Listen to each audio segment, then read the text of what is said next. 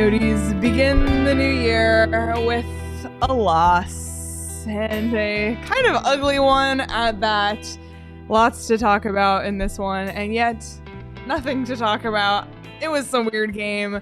Thank you all so much for tuning in to the PHNX Coyotes Postgame Show, presented by Four Peaks. Sports aren't the same without a Four Peaks in hand. Don't forget to hit that like button, subscribe wherever you get your podcasts, and leave us a 5-star review. I'm Leah here with Petey. Craig's calling in for Mullett shortly. We have Danielle here behind the Mac. Petey, what do you make of this one? Yeah, it's a tough game after a little bit of a break for them. And you know, at the Mullett Arena, the Coyotes usually come up with a little bit of jump, and they beat teams by attacking the net and playing fast, and I don't think they did that tonight. To be honest, and I see it's your boy. It's your boy. It's your boy. It's your boy is a fan of both teams. That wasn't a Florida Panther game either. I mean, that Florida Panther team plays north-south and plays really fast. And they had some of their moments too. It's one of those games you can tell both teams have been off for a little bit, and the Coyotes just didn't have enough gas in the tank. I don't know. That first two periods, we were sitting there, we were bored out of our mind. I'm sorry, Sean, for betting that, but we were bored. Like, it was a nothing game. Yeah. Like, there were no scoring opportunities either way. And then on the broadcast, there were no real opportunities for either team. Yeah, and there wasn't. It wasn't like a back and forth, slugfest with the goaltenders playing great. And then the third period, lots of stuff. It started at the end of the second, lots of stuff, but we'll get to that in a little bit. Let's start first with the numbers presented by Desert Financial Credit Union, Arizona's #1 credit union, named by Forbes. Let's check it out. Florida outshot the Coyotes the entirety of this game. It ended up being 38-22, just not a very good shooting performance for the Coyotes. They only had 3 shots in the second period, which is just not good. Florida was 1 for 5 on the power play. Coyotes 0 for 2 on theirs. However, their one goal of the night was a shorthanded goal. So the special teams got it done, I guess, in a sense. But the penalty minutes here, we wanted to highlight this because the Coyotes had 40 and the Panthers had 23. We'll talk more about that. The Panthers had 75 shot attempts and the Coyotes had 48. And it's funny, when you look at those shots on goal and shot attempts where the Panthers badly outshoot the Coyotes, I think that number might have been cut, maybe not in half, but definitely lower if Vejmelka could handle the rebounds. And I thought tonight, again, it was one of those instances where he kept throwing it back out like, hey, let's improve my save percentage. Here you go. Here's another chance to shoot the puck. Like, I don't know what it is about him versus Ingram. Ingram just swallows it up and he holds it into his body, and Vejmelka just throws it back out for another shot attempt. That's a good Florida team. I mean, but Barkov and Tkachuk, and that's a good hockey team, and it'll be interesting to see how they can do in the playoffs. Bobrovsky was the difference early. It's funny what a difference it would have made if O'Brien doesn't kick his feet out. Does that puck go in anyway? On the Cooley shot, and we were all thinking, oh, hey, Cooley gets one, and then he doesn't. He was thinking that too. Yeah, he did. He did. He went all the way through the line. I felt bad for him. We all knew it. Oh, He didn't notice the ref waved it off. I know. But that does it go in? Probably not. No, it was the right call, which it was unfortunate because Logan Cooley's been searching for one for a while. He hasn't really been scoring goals at the rate that maybe we thought. So yeah, he had his back to the ref. They immediately called it off, but I think most of us agreed that was the right call. And I don't think there's a lot of Liam O'Brien fans in our chat tonight. And I'm sorry, Liam O'Brien, because it wasn't his best game for a number of reasons, and it started with that in the first period, getting that goal overturned for goaltender interference, but everything was still okay in the first. The Coyotes get out of that 1-0 at that point. They're still in the game. They're even more so still in the game when they tie it, and it's 1-1 after a crazy sequence of events.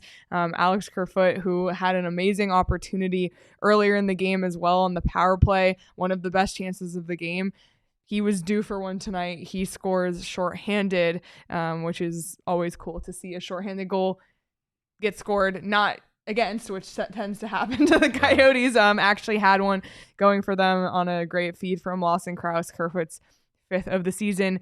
Oliver Ekman-Larsson, who we'll talk more about when Craig comes on. I guess you could kind of credit the second assist on that goal. He turned it over. But other than that, there wasn't really a lot of good to highlight. Yeah, I don't even know where to go with this because it wasn't a typical Coyote game. It wasn't. No. You didn't notice the top line at all. And I thought there were a few times when I was talking about Schmaltz, but it wasn't on a positive. It's that he fumbled the puck, or he that one shot. I thought he had a brilliant shot attempt on a power play, and he makes a pass. He's in the blue paint, and he passes it and defers and passes the puck out to the outside. I just didn't see a lot from this team, and it's too bad because they've been on such a roll, and they expected the goaltender to bail them out, and there's only so much they can do. Like that Barkov goal, when it started to really separate itself, I thought it was a great goal, and the Tkachuk goal ends up being a Kesselring goal. And that's one of the situations where we talk about the rebounds by Vejmelka. Could he have frozen that early? Maybe, but Kesselring, instead of shooting it in his own net, I think he should have tied up Tkachuk. Like, go for Tkachuk. Don't let Tkachuk get 2 or 3 whacks. As you watch it, Kesselring's just backing up in the blue paint. And we talked about this with Kesselring before. I think offensively he's looked really good, better than expected. Defensively, I'd like to see him with a little more bite. And situations like that, when you've got a player like Matthew Tkachuk in the crease, you gotta be physical on him. Like Kesselring doesn't stop worrying about the puck. Just put your head down and blow Tkachuk out of the crease, and let Vejmelka handle the puck, or let the next player handle the puck. And I think that those are the things that the young defenseman is going to have to learn, how to protect that blue paint a little better. And I know Jason Demers is his mentor. I'd like to see what Jason Demers has to say about a play like that. I'd like to see Kesselring be a little bit more physical in situations like that. A player that's talked about a lot in the chat that maybe needs to be a little less physical is Liam O'Brien. So let's talk about Liam O'Brien just a little bit. Okay. This team needs an edge like Liam O'Brien. They need to have a physical presence. They need to have somebody that teams look over their shoulder and go, hey, that guy's on the ice. I better behave. You need to have that in today's NHL. I think Liam O'Brien's one of the few guys. I think Brown, when he's in the lineup, and McBain can also be a protector and, a policeman on the ice and protect the younger players. I believe that, and I think you need that edge. O'Brien has to learn how to walk that line and not sit in the penalty box. He just has to learn it at some point for this team. This team can't be in the penalty box all the time. He had 14 minutes of penalties tonight, and now he was second in the league in penalties, just behind Tkachuk, ironically enough. But now he's shortened that gap, and he's only two minor penalties behind Tkachuk. He's got to stay out of the box. If you're going to be a fourth line player that has limited minutes, and now he's playing with Cooley, and again, I'm not sure if that's the great fit for Cooley, but he can't go to the box all the time. He just can't. If you're in the box more minutes than you're playing on the ice, that's a problem. And I think you've got to find that balance. And it's hard because he lets his emotions get a hold of him when he's on the ice. And sometimes he needs to let that go on. Clearly, that's what happened on the 10-minute major. He has to stop that. And so it's not that important now. But as you go further into the season, you get closer to that playoff line, and you're talking about the end of the season, or God forbid, what if they're in the playoffs and he's taking penalties like that? If he takes penalties like that in the playoffs, guess who's out of the lineup the next day? It's got to be him, because you can't do that in the playoffs. You lose games when he's in the penalty box. So I hope he can continue to find that line where he can stay out of the penalty box and still protect his teammates. Yeah, and the issue is it's not the first time that it's happened this season. We've seen it many times this season where he's taken really unnecessary penalties. Like, there's some penalties that a player takes and you say, oh, like, he didn't mean to do it, but it is what it is. They have to call it. But sometimes they're just dumb and a little bit thoughtless. And listen, like, I'm not out there on the ice. I don't know what emotions would be going through me. But to like you said, to have more penalty minutes than time on ice, to put your team in a position for 10 minutes of a game where they're down to 10 forwards because Jason Zucker had gotten a game misconduct earlier. It's just not a good position to put your team in when they're already, reeling on their heels. It was just kind of the nail in the coffin for the night, and it was just like there was just really had a bad feel, didn't it? It really did. Yeah. It really did. And that third period, you finally get through it. And again, we talked about their limited scoring chances. They rung one off the post early that I don't know if Zucker gets a tip on Cooley's shot there, but that one rings off the post, and you go, okay, that's the closest they had to a scoring chance. They didn't have much offense, and so you get that break when you're down in a 5-minute major penalty, shorthanded, and you get the break and you tied at 1-1. Like, you want to be able to build on that. You want to have some positivity and some energy coming out of that. And I just don't think they had that. You'd like to see him kill the rest of the penalty off and then start attacking offensively. And it just never really came to fruition from that. And it's funny, A-Root talked about the one thing we commented on it too was Krauser coming in with under a minute to go from the hash marks and just firing up the slap bomb. It was hilarious. Like, you want him to, is he on a breakaway and he takes the slap shot from the hash marks. Unfortunately, couldn't get it by Bob there either. And the other thing A-Root said is the RVH.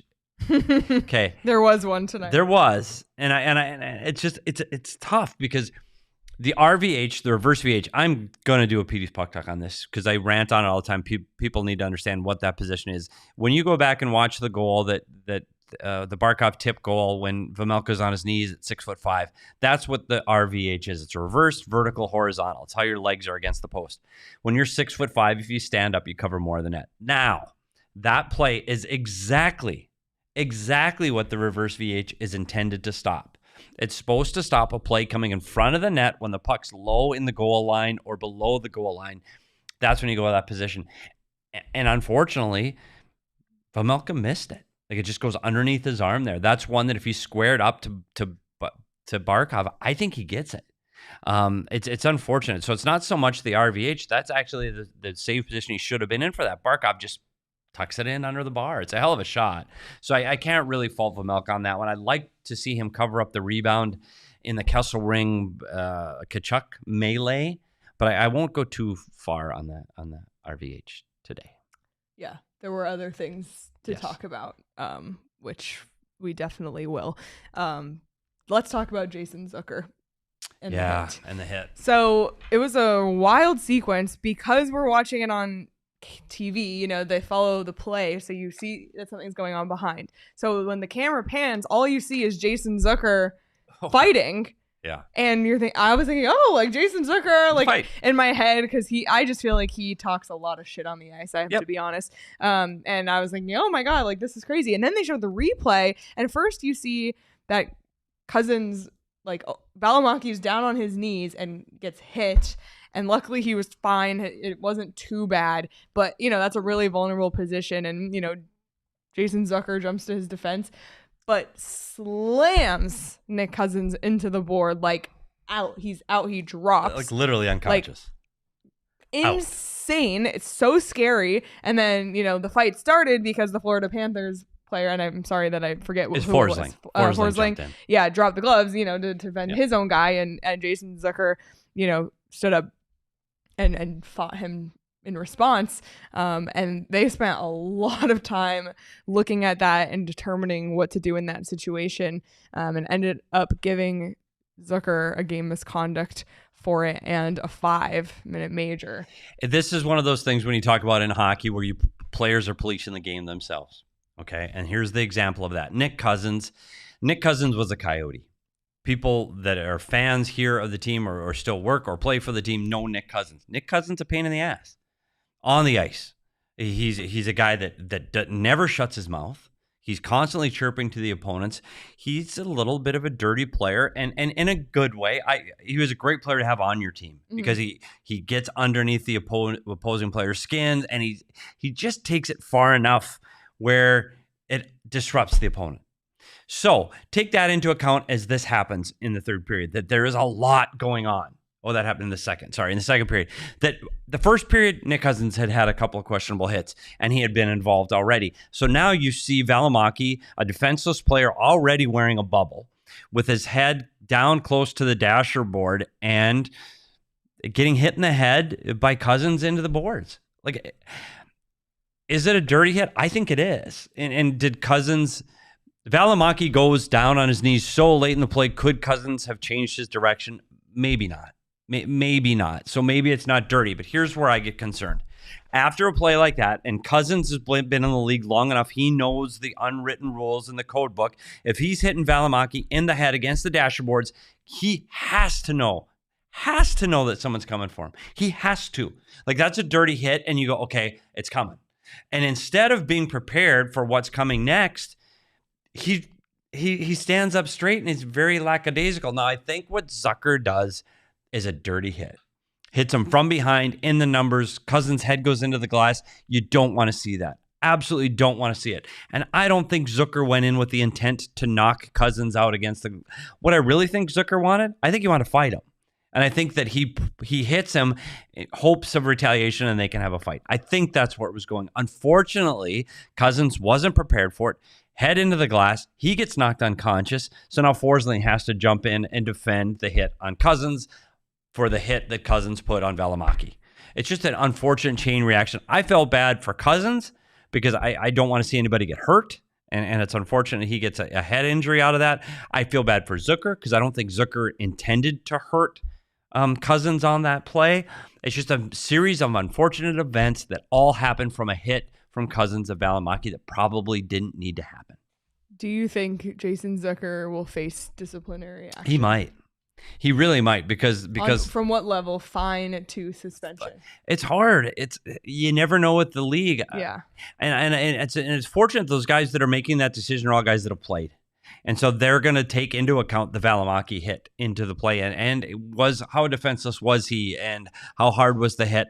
I think he does he get a game for that? He might get a game. I don't think any more than a game. And if he doesn't get supplementary discipline, I guess I'd be surprised if there wasn't some kind of something from the player's safety. Because he's a defenseless player that's not part of the play and he gets hit into the glass like that. So I wouldn't be surprised to see Zucker get a game out of that. We'll ask Craig when he comes on because he might have better response from the rink after the game. Yeah.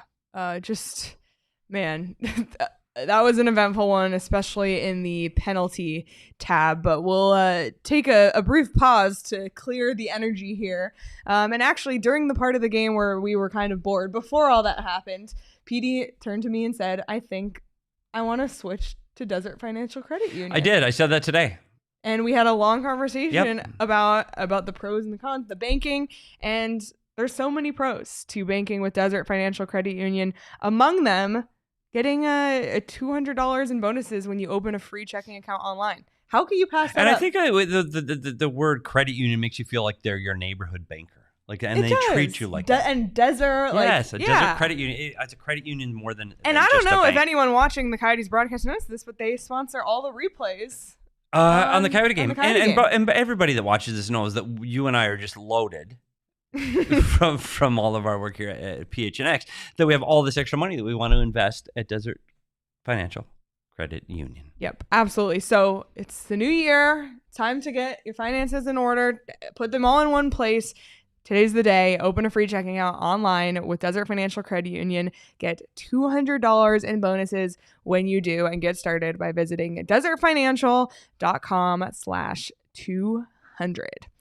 Petey, I'm gonna be like Patrick Brown and make a really bad joke. Okay.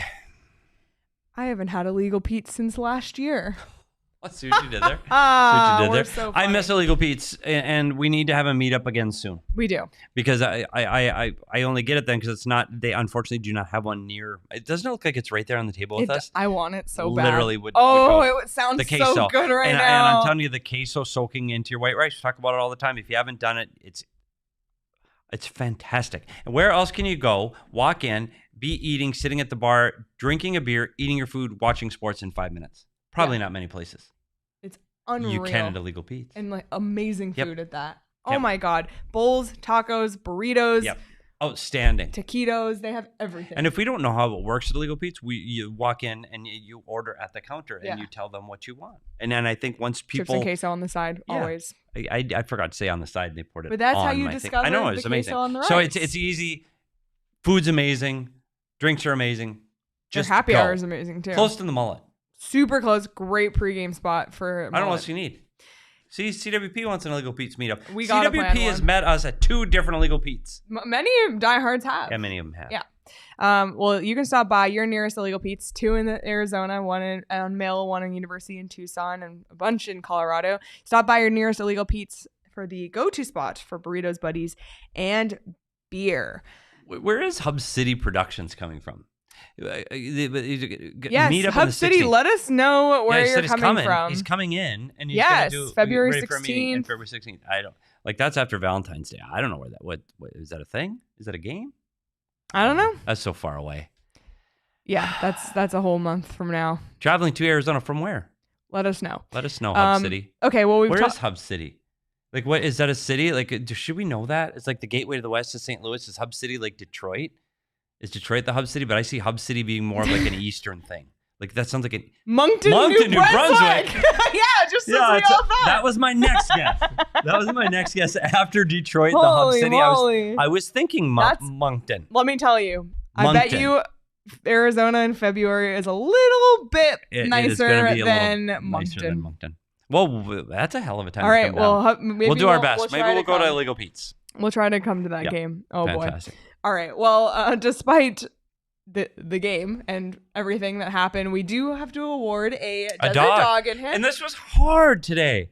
It's usually even on a loss, there's usually somebody that just stands out above the rest as a Coyote, and I don't know if we saw that tonight. Yeah. So we gave it to someone who was we wanted to give it to this guy a lot. Yeah, and all Tex will be happy. It's the only guy who scored for the Arizona Coyotes tonight. Alex Kerfoot, 1 goal, 3 shots on goal. He also was a -2 and had 4 penalty minutes, but for the sake of this, we'll give him the Desert Dog because he got it done shorthanded. And like I mentioned earlier, he had some good attempts at the net as well, and he deserves this because he's a hardworking player. His 3 shots on goals tied Kraus for the lead for the Coyotes tonight. Again, they didn't throw enough pucks at the net, and when you see Kraus and Kerfoot leading the way, I thought Kerfoot had an opportunity in the power play. Was outstanding. Probably the best opportunity of the night that didn't go in the net was that bing bang play from below the goal line from Schmaltz to Kerfoot in front of the net, went off Bobrovsky's glove. Bobrovsky was great through the first 2. He was outstanding. He had some unreal saves in general. He's like very good. Doesn't he give that say, calmness? Like he's just calm. I have to say, like, just for 1 second, we do need to give Bobrovsky some credit and acknowledge that the Coyotes had trouble scoring on Bobrovsky. I mean, I don't think that 22 shots on goal is going to get it done against one of the best goalies in the league. But he was really good tonight. Yeah, he was very good, and we give him some flowers, but we have Kerfoot as the Desert Dog in him, and we were just talking about walking and talking because it's been a while since we've walked and talked, and we might have to walk and talk with Kerfoot. I think that. But somebody would be said, excellent. is he at 17 points in 17 games now? Is that Kerfoot? That doesn't seem right, does it? I mean, I believe it. Wow, that's amazing. I'm taking your word for it. A-Root, is it Kerfoot has 17 points, A-Root? Let's see. That's amazing if he does. So he doesn't need the bump. He's a guy that could have been the Desert Dog so many times because he does everything for this team from kill penalties to power play. He eats big minutes. Yes, he's deserved the Desert Dog before. So I'm glad he got it tonight. Yeah, me too. I was going to ask this earlier, but then we went right into Liam O'Brien talk after Kesselring. Oh, that's my fault. Who do you feel worse for tonight? Logan Cooley or Michael Kesselring? Logan Cooley thought he scored a goal, had his back to the ref, celebrated for a full 15 seconds. Oh, I felt bad for him. Got the goal. We all know it wasn't going in. Or Kesselring, who scored an own goal. Let us know in the chat. Who do you feel worse for? Did you see Kesselring when he did it? I know, he literally put his hands over his face. Poor Kesselring. And it just, I felt bad for him. Tragic. Because he's done so many good things. He's a rookie. He's still finding his way. And those are the areas at his size. Kesselring's going to learn that that's where his part. He can shine. If he becomes a physical player from the hash marks down to the blue paint, Kesselring can be a really, really good player in this league. He's got to get that little bit of the bite in defensive zone. I think he's starting to see the offensive side of the puck. He's jumping in off of the blue line. He's getting his shot. All of those things on the offensive side. He's just going to have to learn to use his size to his advantage in the defensive zone. All right. Well, without further ado, let's bring in Craig from Mullett. I'm very curious about the comments post game in this one. So, Craig, what do you have for us? We spoke to Alex Kerfoot and Andre Tourigny both, and it was really I think I just froze, guys. No, you're No, good. you're good. Back. Keep going. Oh, No, keep going. You still got me? Okay. Yeah. Alex Kerfoot talked about discipline. I think they recognized it in the end. There was frustration on the ice. You could see it. You could hear it in the crowd. Obviously, a crowd always thinks that the referees are out to get them, but those are penalties on the Coyotes. I think they had a lack of discipline at different points. I'm guessing you guys talked about Liam O'Brien already, who did not have a good game tonight. He hurt the Coyotes tonight. He did not have a good game. But there were other players as well. Alex Kerfoot said he's trying to stay onside, but that was definitely a penalty. He didn't even try to hide it. Said it was definitely a penalty on me. He said they lost their composure, and Andre said the same thing. I think we saw it, but listen, part of that is playing the Florida Panthers. That team plays with a lot of pace. They're in on the forecheck. They just don't give you much time. It's a frustrating team to play against. Andre said that one's a really good lesson for this team. It was a different style of play than other teams that they had played against, and they could take something from this moving forward.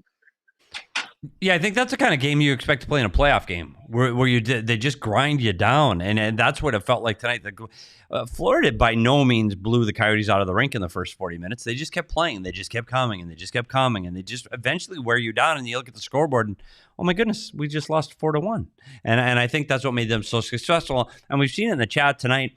The way they learned to play like that was having to go through all of those playoff rounds last year. And I think when you look at the way this Florida team played prior to that, they're run and gun and flipping and trying to outrun and chase everybody, and they forgot the fundamentals. Now they just dump and chase. We're gonna wear you down. We're gonna win. And I think that was something the Coyotes, they needed to make their game as simple as the Florida Panthers were. They needed to chip it out of the zone and live for another day and dump and chase in the offensive zone so they could try to get some sustained offensive zone pressure. And I don't think they did that tonight. Yeah, I've seen this team play one time, so I don't want to make any grand pronouncements about them. But Florida looks like they just look better equipped to make a run in the playoffs, and they did it last year, obviously. But this team under Paul Maurice looks really, really good. We thought it coming in that this is one of the better teams. They've been on a torrid run. I really like this team. I love their depth defensively. I think they defend a hell of a lot better than they used to. It's going to be an interesting team to watch over the stretch. Yeah, I think the East right now looks really good. And this is a team chasing the Boston Bruins right now, another team that you're going to see come into the Mullett right now who's first in the Atlantic Division. So it's only going to get tougher as this homestand continues. Craig, what did you think of Vejmelka? Petey Sorry, mentioned... guys. I think we have pretty bad Wi-Fi going. Why don't you call back, Craig, in a minute? Okay, Craig will call back. So one of the big moments from tonight's game had nothing to do with the game. Really? It has to do with the karaoke song at Mullett Arena. Not again. And no. Did it happen again? No. The big news of the night. There was a new song. Get out of here. Karaoke. And how do you know? People are there. Wagon Wheel was the song. And I don't mind that. For those who watched the show when Jordan Schmaltz guest host with us, he said that's his go-to karaoke song. It was Wagon so Wheel? Maybe he had some influence at Mullett Arena, but I'm very proud to announce that it's not Country Roads is finally retired. Hopefully this was just one game, and who knows, maybe they'll do Wagon Wheel the entire year and we will get so sick of it. But I think that is a step in the right direction. It's absolutely a step in the for right direction. See, that's important. That's the important news that PHNX is bringing. I'm not breaking big news like Craig Morgan, but I'm still bringing updates. I had no idea they changed that song, and I think Wagon Wheel is a little more apropos. I do too. If you have seen the graphic, if you know. Oh my God! I almost don't know. It's been that long. It has been that long. Who designed that logo? Sorry. Oh boy. Craig's back. All right. Well, we'll give it another shot with Craig. So let's see. Hello, Craig. Hey, is that any better? It seems to be. It seems to be. So we'll see. Craig I never know what's going to work here. He looks like a Land's End model right now, doesn't he? Yeah. He's got the layered look of a little flannel going. He's going camping after this with the little coffee over the campfire. Can you see Craig do that? I can't see Craig doing that. It would be more like glamping. Yeah. Have you slept in a tent, Craig? I have, and I never want to do it again. Yeah, I don't see you being glamping. Yeah, you're a glamper. Yeah, sure. I could definitely glamp.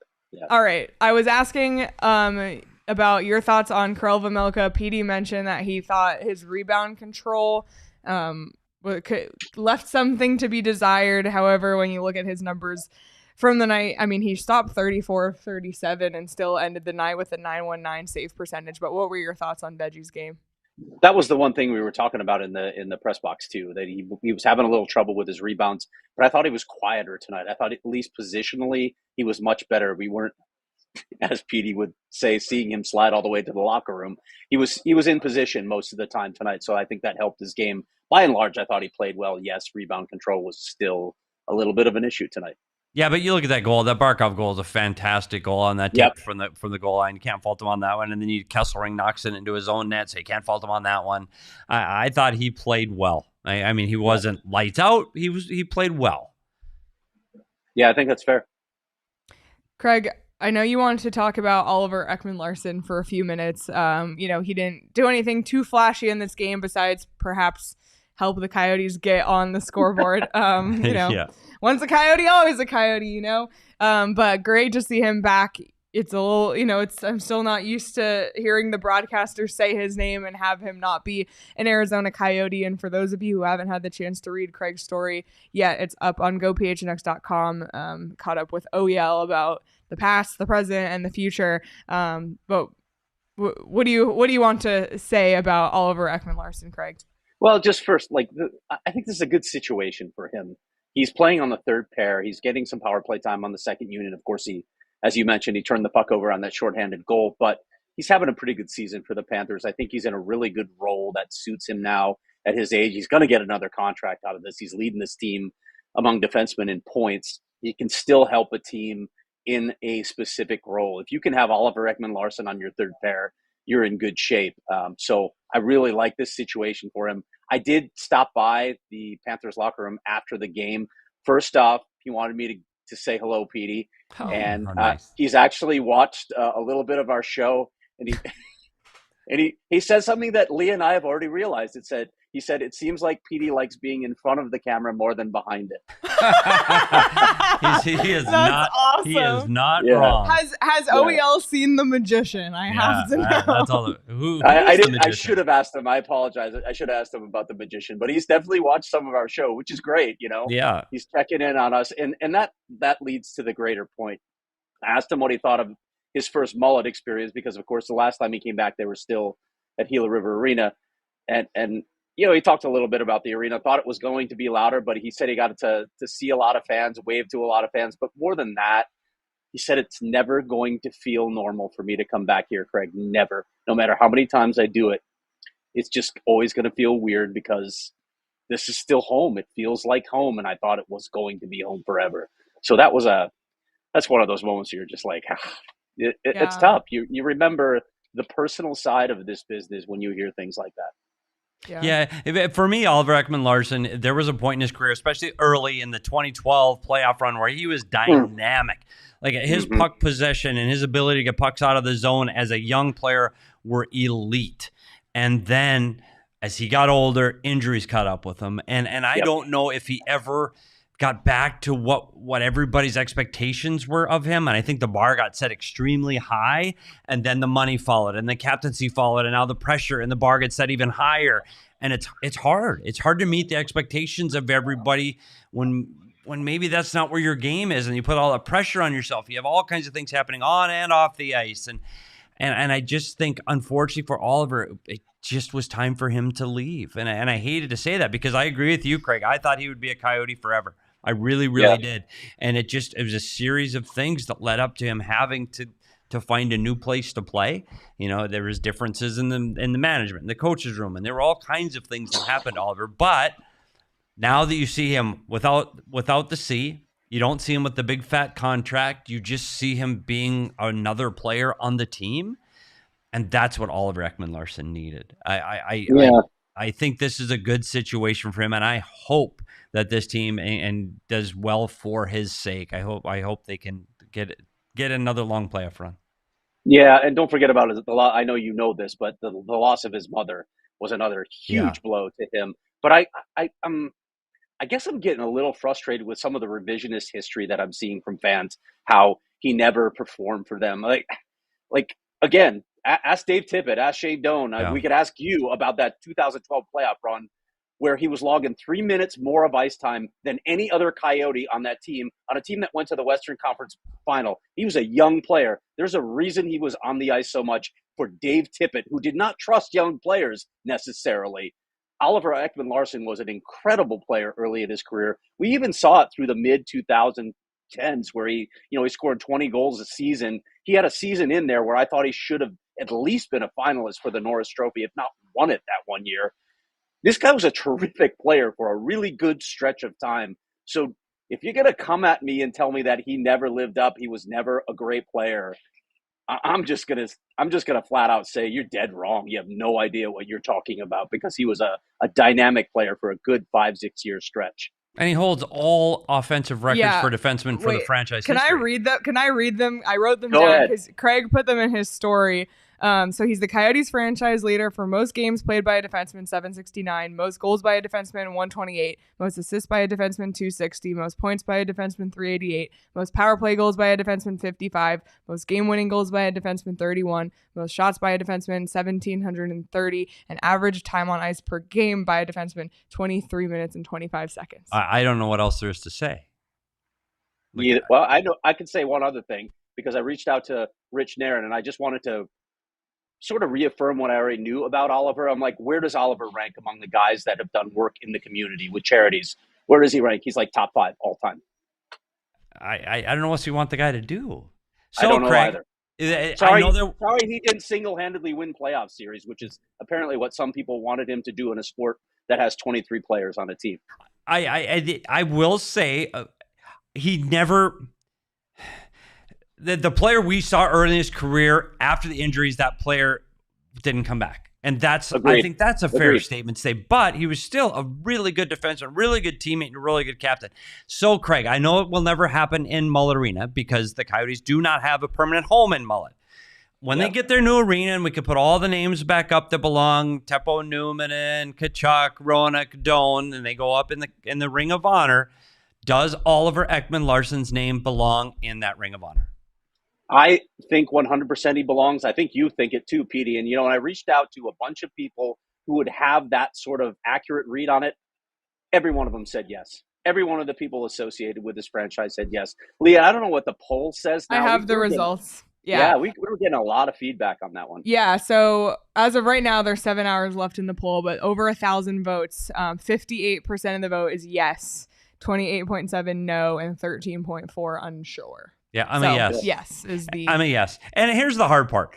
When a player leaves this team and they're no longer a Coyote and now he's a Vancouver Canuck and now he's a Florida Panther, I get it. Like, they're the enemy right now. But when they stop playing and they hang up their skates and they take off the jersey for good, then you can remember that he was a Coyote. And I get that. And that's when that will be... Kachuk played for the Blues, and he was a Blue for a long time, but he still put his name in the Ring of Honor. And I think that's what's going to happen to Oliver Ekman-Larsson. Once he is finally retired and you go, okay, gosh, look what he's accomplished. I think that's when people can finally step back and go, wow, that was really impressive. And yes, he belongs there. That's what I'm going to speak 2 other truths about Oliver Ekman-Larsson. They're uncomfortable. And listen, a player's job is to perform no matter the circumstances. I don't think he ever meshed with Rick Tocchet. Rick Tocchet would probably fight you on that one a little bit to say that, no, I don't think that was that big an issue. It was that big an issue. I don't think he ever understood how to manage Oliver Ekman-Larsson. And I think if you ask other people internally, they'd say the same thing. So that was one issue. The other side of this is this ownership group vilified this guy on his way out the door because he was making so much money and they wanted more. They painted him in a really bad light that I didn't think was fair to Oliver. And yet Oliver never did anything. He never fought back. He just took it.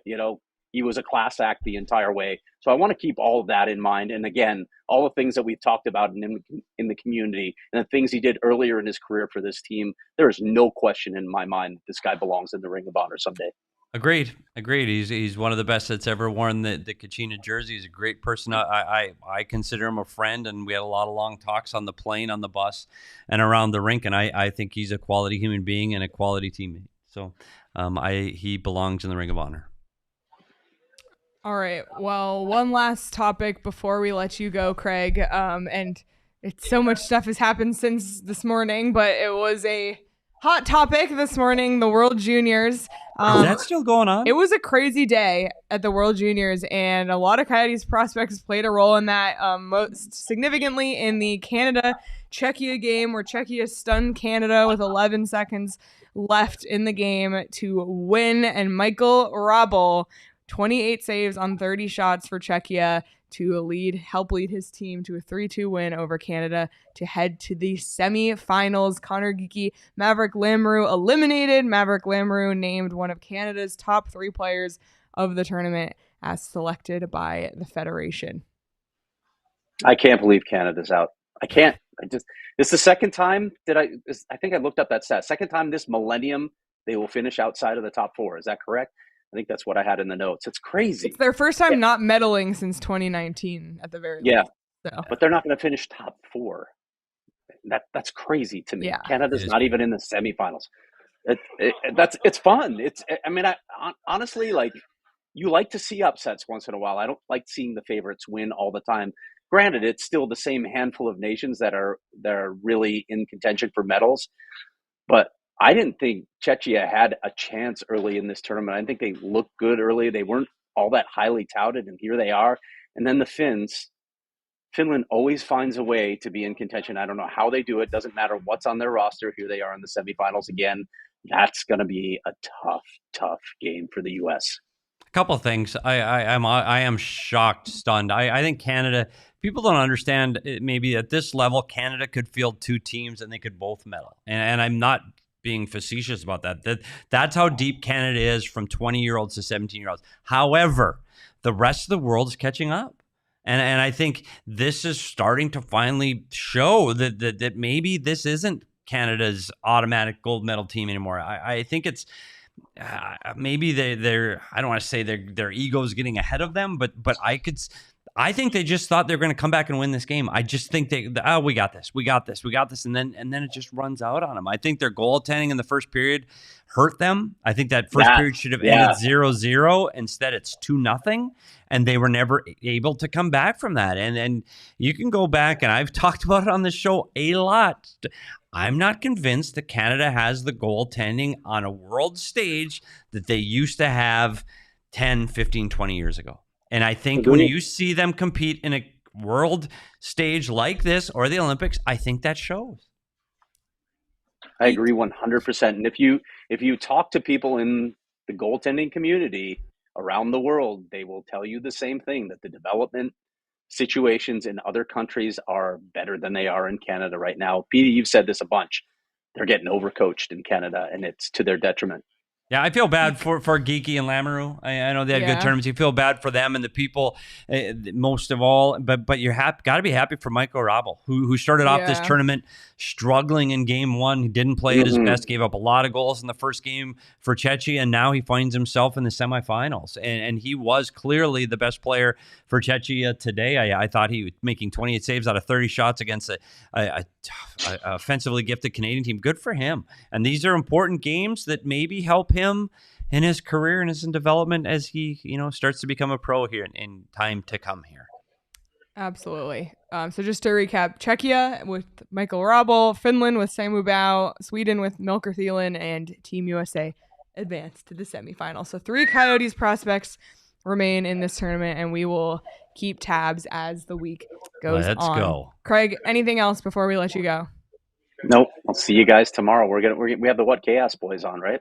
Oh, yeah. That one is always chaotic. No pun intended. That will be live 2 p.m. on the PHNX Sports YouTube channel. Before you go, Craig, did they happen to, and I know Jeffrey Sanders is so busy with Coyotes PR, did they happen to mention, are they going to the rink tomorrow to practice? I think they are practicing tomorrow. Okay. Will I see you there, Craig? I will be there. Oh, let's get coffee together. At the Chili Bean in the lobby? Yeah, it'll be fun. All right, Craig. We'll see you tomorrow. See you. Oh, man. That was fun. Great time. It took a little distraction from the game. It did. And I want to stick with World Juniors for 1 second because you can bet on this tournament. We're down to the Final Four. You can bet on who you think is going to win. You can bet on the Leah, semifinal games. I mean, do you? Because this tournament has been surprising. It's the Americans. Either way, there's a lot you can bet on over at BetMGM.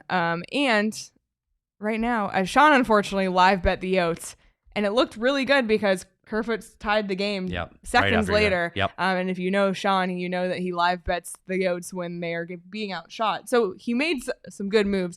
You win some, you lose some. But the good news about BetMGM is right now you can receive your first bet back in bonus bets. Can you? If you lose, up to $1,500. And with college football in the national championship coming up, how about those two games on the edge of your seat if you put money on those? Oh, my gosh. Good gravy. Unreal. Good gravy. I'm 55. And then I just started to say unreal and unbelievable. So then I said unrealable. Anyway, sign up for BetMGM. Use bonus code PHNX. Place your first BetMGM sportsbook wager through the BetMGM sportsbook mobile application of at least $10. And if that bet loses, your bonus bet will be available once your initial wager is settled. Check out the show notes for full details. And now listen to Shane talk about the disclaimer. Gambling problem? Call 1-800-GAMBLER. Colorado, D.C., Illinois, Indiana, Kansas, Louisiana, Maryland, Mississippi, New Jersey, Nevada, Ohio, Pennsylvania, Tennessee, Virginia, West Virginia, Wyoming. Call 877-8-HOPE-NY or text HOPE-NY 467-369 New York. Call 1-800-327-5050 Massachusetts. 21 plus to wager. Please gamble responsibly. Call 1-800-NEXT-STEP Arizona. 1-800-BETS-OFF Iowa. 1-800-270-7117 for confidential help Michigan. 1-800-981-0023 Puerto Rico in partnership with Kansas Crossing Casino and Hotel. Visit BetMGM.com for terms and conditions. U.S. promotional offers not available in D.C., New York, or Ontario. The Mullett Magician is not making an appearance tonight. Nope. But we would still appreciate it if you liked this video. We still want likes. He was ready. I tell you what, in this 5-game homes, he's been cooking. There are some better tricks ahead by the Magician. So let's hope they win. That is true. And let's go to the Mullett. There's so many opportunities to see him because the Coyotes are on a 5-game win streak. No, they're not. Homestand. Good Lord. Happy New Year, everyone. First time? Seriously. 4 more opportunities to see the Coyotes at Mullett Arena this week. Can you get tickets? You can. Where? Game Time. Buddy. If you've never gone on Game Time, let me just say, the user experience on the app is second to none. I did it. Petey's done it. Craig's done it. I've done it. Everyone I know has done it because it's so easy. And they're so cheap, especially the day of the game. You can see the view from your seats. There's price transparency. They also do flash. Patience is the key. And I waited for a flash sale to see Blink 182. Yeah. I had a seat picked out. Went a flash sale. Bam. Bought it right then. Yeah, they do flash deals, which is really Blink cool. Blink 182. Fire. So check it out. And if you haven't downloaded Game Time yet, create an account. Use code PHNX for $20 off your first purchase. Terms apply. Again, create an account and redeem code PHNX for $20 off. Download Game Time today. Last minute tickets, lowest price guaranteed. All right. Couple of things before we wrap up. Despite the loss tonight, the Coyotes remain in a playoff spot. They hold on to the second wildcard spot. Nashville did win tonight, so they hopped ahead, but the Wild lost, and the Coyotes are still 3 points ahead of Edmonton, St. Louis, 4 points ahead of Minnesota, and 5 points ahead of Calgary. But the Kraken, don't look now, but the Kraken are coming. The only thing is the Coyotes do have 3 games in hand on them, but I wouldn't call it a secure place necessarily. No, it's getting tighter here. And the teams we talked about earlier in the season, we talked about Minnesota, you talked about Edmonton, you talked about Seattle. 3 teams that we thought were all going to be in the playoffs when we did our playoff predictions, and there are 3 teams that are outside the playoff right now. It's a concern. And so for this homestand, the Coyotes have teams like the Winnipeg Jets that the Jets are solidly in a playoff spot right now. They have to beat the Winnipeg Jets. You've got to get some wins on this homestand. You need to beat the teams you're supposed to, and you're going to have to find a way to beat a team like the Boston Bruins too. You've got to rack up some wins because Edmonton, Minnesota, and Seattle are playing really good hockey right now, and they're coming for you. So if the Coyotes are still sitting in a playoff spot and they can get through this 5-game homestand, that's huge. Yeah. And the next date we talked about marking on the calendar is the All-Star break, and that's fast approaching. And I don't know, unless they can put some wins together in this homestand, I'm not sure they're going to be there. Yeah. Well, let's take a look at the upcoming schedule because a lot of big division games coming up. The Islanders are in town this Thursday. The Jets here Sunday, like you mentioned. Boston on Tuesday. That's always a challenging game for the Coyotes. Calgary on Thursday, they've struggled, but they're still, they have their sights on a wild card spot. And then Minnesota the following Saturday on the road. Some really huge games as far Calgary, as you said, is chasing them. Minnesota's chasing them. Winnipeg is already ahead of them. These are big games. And they got to find a way to string some of these together. They just have to, they have to win these games at home. Yep. They absolutely do. All right. Well, we have a couple super chats. One from Roaring Fork. The 5 p.m. Sunday Jets game could be a good illegal Pete's day. We might saying. have to call an audible. We'll see.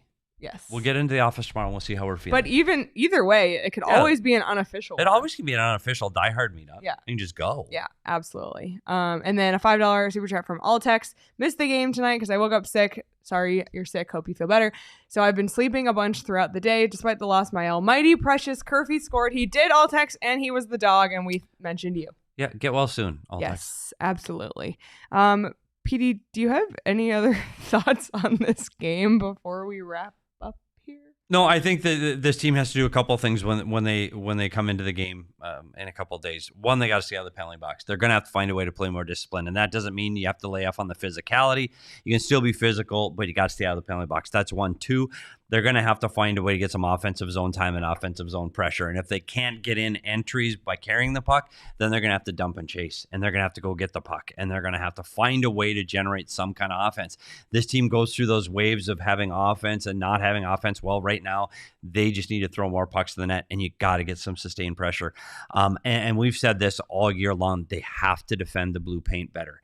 And I know you look at that goal where Kesselring knocks it in. It's not the goaltender. It's the defenseman. The defensemen are there. They've got to protect the blue paint. They're going to have to do better at these games coming up at home. So let's hope they get their feet back underneath them. We see that fast Coyote team that plays with speed, plays with pace. Let's hope we see that in the rest of this homestand. Absolutely. Well, PD, we actually have a monumental occasion tonight. We finished a line on the punch card, so let's take a look. The line ended up being, I would say, overall successful. They went 5-3 on this line of the punch card, or 6-3 if you count all of them. Yep. I'm really on the struggle bus since there's tonight. 9, so there's 6-3, and that's the first time they've gone 6-3 on a single line. And if they can go 6-3 in every line here after, that's a playoff team. I know, though, you feel a certain way about 9 on the punch I don't like 9. Yeah. I can't believe anybody would design a punch card that has Sean a row might of still 9. be here. Why wasn't, what's the number, Danielle? The number's 10. It's 10. It's 10.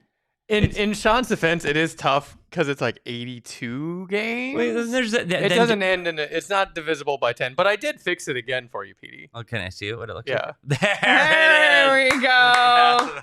I mean, Danielle's really on to Danielle, something. that is fire.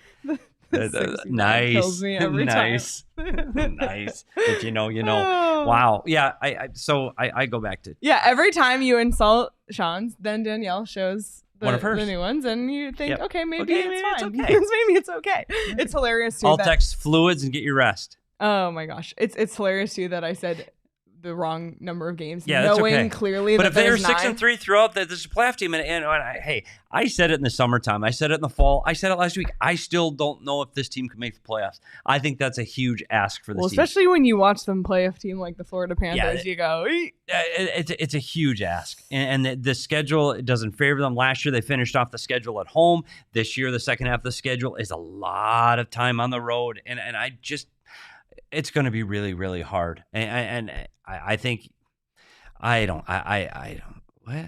PDO. Sean is getting defensive in the Is chat. that in all caps? Sean is screaming at me. Yeah, I know, Sean. It's okay. Oh, yeah, Grumpy Steve's always out. I am. I'm a little grumpy today. Yeah. Yeah, I started early and then it finished. Like, Kerfoot gets that goal. I thought, okay, maybe. And I don't think they played good enough to win anyway. I really don't. I don't think they had a typical Coyote game, but they found a way to win and come from behind before. So why not today? Just wasn't there. I would say that the highlight of your night was eating the Circle K chips. What is it with those damn chips? That Circle K snack cart has got to go away. I can't stay away. It's every game. So he's eating them, and someone asked a question in the Discord. His hands were in the chip bag, so he asked me to answer. So then I let the Discord know It's true that he was eating Kettle The Kettle Cook The Kettle Plain. Cook, but I said Kettle Cook Classic, and then someone said that should be the name of an outdoor game. That The should be. The Kettle Cooked Classic. It could also be a bowl game. Brought to you by Circle K. Yeah. I mean, you might They're be so onto good. something. They're so That I was can't so funny. stop eating them. And I come here and every night I say I'm not going to have the Circle K Kettle Cook chips. And every single game I end up with the Kettle Cook chips from Circle K. And sometimes you can get those for free when you're a member of the If you're in the Inner inner circle, how easy is it to do It's that? so easy. How All you have to easy? do is download the Circle K app and join the Inner Circle for free. Terms and conditions apply at participating locations. Visit circlek.com for details. If you're not in the Inner Circle, I truly ask you, It's easy. what are you doing? Because there's just so You many get perks. Free gas, free stuff. So much. Just download So it. much free Just do stuff. it. Absolutely. And once you fill up on your gas, Where are we going? go to the casino. Why not? Gila River Resorts and Got a Casinos. full tank of gas. Heck yeah. Do you? You do you at Gila River Resorts and Casinos. It's truly the place to be. If you've never been to one, Wild Horse Pass? Wild Horse Pass is, oh my God, it's amazing. They have big TVs? Huge TVs, Yep. great on an NFL Sunday, great any day of the week. They have a craps table with the Kachina logo on it. Well, why wouldn't you go just They for have that? they have the BetMGM Sportsbook in there. Yep. They have amazing restaurants, among other things. So you can watch sports, eat, and gamble. What more could you ask for? I don't know if there's much more that you can do. I don't think Or so want. either. Okay. So you do you at Gila River Resorts and Casinos. Visit playathila.com for more details.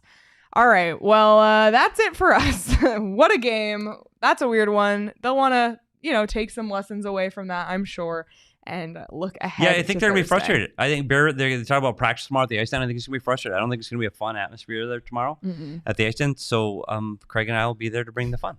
And yeah, why not? Perfect. Yeah, great. Fun, Steve. Yep. And then we'll see what happens. It's important that they get it. They've got to get wins on this homestand. Have to. Yes. It starts tomorrow at practice at the ice stand in Scottsdale. They So went we'll be 4-1 on their last 5-game homestand. Yep. They could do it again. Now Yes. they just have to put 4 together. Yep. So Yep. we'll see. Every game is pretty much a must win, especially when they're home at Mullett. And then I want to see the Mullett Magician. I do too. So Some of the tricks are amazing. so good. Still, can't, got to get more. Well, before we wrap up here, I just want to remind everybody that if you're not a diehard, join our family. There's so many perks to becoming a Like diehard. the Discord? The Discord is amazing. It's so much fun, especially during games. The conversation is great. You also get 20% off merch, like the shirt Petey's wearing, 20% off all of our events, as well as access to diehard only content. And there's going to be like weekly diehard only content Starting, I don't know if it's this week or next week. It might be this week. this week. Yep. Wow. So just so Wow. many great reasons. And you know what? to become Can I ask a him to do something for me right now? Yes. We're gonna try to do walking and talking tomorrow if the team allows it. If the diehards that are listening right now make sure you tag me in the Discord and let me know who you would like to see Ooh. walk and talk. Okay. Do So that right now. CWP, before you're leading tomorrow that morning. bus, leading the bus in the Discord. Do you at me? What do you call that? Is Yeah. it tagging? Tag. Yeah, you can I don't know what it's called. Tag him, at him. Just tag me, at me. We should see some of the magicians fail tricks when they lose at home. That's Ooh. funny because there is quite a bit of footage of that. as well. There might be. I wonder if there's some outtakes coming someday. Maybe. But we might have to bleep some of them. Yeah, profanity that Maybe magician. that will be a diehard only thing to see Maybe. the outtakes. Ooh, that's Ooh. that's a great idea. All right. Well, that's it from us. Like Craig mentioned, we'll be back live tomorrow, 2 p.m. with the What Chaos guys. We're going to talk NHL All-Star Game because Wow, that's coming. Who knows when the announcements are coming? There's it could a be rumor. soon. And we're going to talk who we think the Coyotes candidate should be. That's awesome so that's idea. going to be Great on. idea. That's tomorrow. That's tomorrow. So we hope you join us at 2. And if you're research. unable to watch us live on YouTube, you can either watch us after the fact, or if you prefer to listen on audio. Buddy, do it in your car. Yeah. Download the audio. Do you know I know how to download No way. podcasts? I do. You can download them for a plane ride. You know what? If you set it up the right way, like an old man does, if you set it up the right way, it downloads it for you. And it's just there. I don't know how. I don't know what happens. It's just there when you're ready for it. True. In your car. I personally So do love that. to listen to podcasts while I like cook and clean I and don't. drive. I do it when I drive. Yeah, but Always. but everyone has a different occasion. Not when so I clean, buddy. be sure to subscribe. And guess what? What? There also might be some audio only stuff coming as well. Coming soon. So you're going to want to there's so much subscribe. stuff. You're going to want to subscribe because you don't want to miss those audio only episodes as well. So just again, if you're listening on audio, be sure to rate, review, subscribe, and leave us a 5-star review and a little message if you would be so kind. It means a lot to us. But until then, everybody, this has been fun. This was definitely pack therapy. It was needed. You can follow us on Twitter at @SPetersHockey, at Leah Merrill, at Craig S. Morgan, at Aberka Danielle, and you can follow the show on Twitter at PHNX_Coyotes. Enjoy the rest of your Tuesday night, everybody, and we will see you all tomorrow. We all silly like the mayor.